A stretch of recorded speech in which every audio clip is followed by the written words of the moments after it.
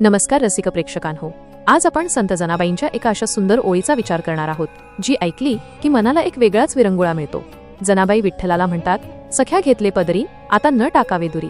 किती आर्जव आहे, किती प्रेम आहे या शब्दामध्ये। हे माझ्या सख्या, माझ्या जिवलग विठ्ठला, तू आता मला तुझं मानलं आहेस, मला तुझ्या पदराखाली आश्रय दिला आहेस। आता काहीही झालं तरी मला तुझ्यापासून कधीच दूर करू नकोस। जनाबाई विठ्ठलाला देव मानण्यापेक्षा आपला हक्काचा सखा, आपला मित्र मानतात।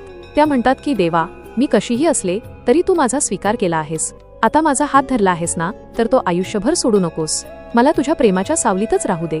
हा एक प्रकारचा देवावर गाजवलेला हक्क आहे, जो फक्त अथांग प्रेम असणारा माणूसच गाजवू शकतो। या अभंगातून संत जनाबाई आपल्याला शरणागती आणि अतूट विश्वासाची शिकवण देतात।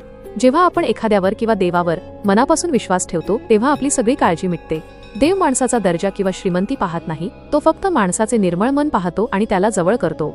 आपल्याला जे आयुष्य मिळाले आहे त्यात ईश्वराने आपल्याला सांभाळले आहे, याबद्दल मनामध्ये कृतज्ञता असायला हवी। आपण लहान मुलाचे उदाहरण घेऊया। जेव्हा एक लहान मूल गर्दीत चालत असते तेव्हा ते खूप घाबरलेले असते, पण जसा त्याचा बाप किंवा त्याची आई त्याचा छोटासा हात आपल्या हातात घेते, तसं त्या मुलाच्या चेहऱ्यावर एक प्रचंड आत्मविश्वास येतो। त्या मुलाला माहिती असते की आता माझ्या पालकांनी माझा हात पकडला आहे, आता मी सुरक्षित आहे। ते मूल अगदी निर्धास्तपणे चालत राहते। आपल्या आयुष्यातही अगदी असंच असतं। जेव्हा आपण एखाद्या संकट काळातून जात असतो आणि आपल्याला अचानक कुठून तरी मदत मिळते, किंवा आपला एखादा सच्चा मित्र आपल्याला येऊन म्हणतो की घाबरू नकोस, मी आहे तुझ्यासोबत, त्या क्षणी आपल्याला जो धीर मिळतो तोच धीर संत जनाबाईंना विठ्ठलाच्या नामातून मिळत होता।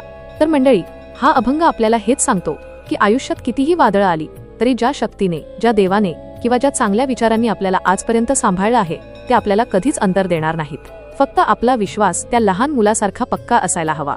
तुम्हाला हा विचार कसा वाटला हे मला नक्की सांगा।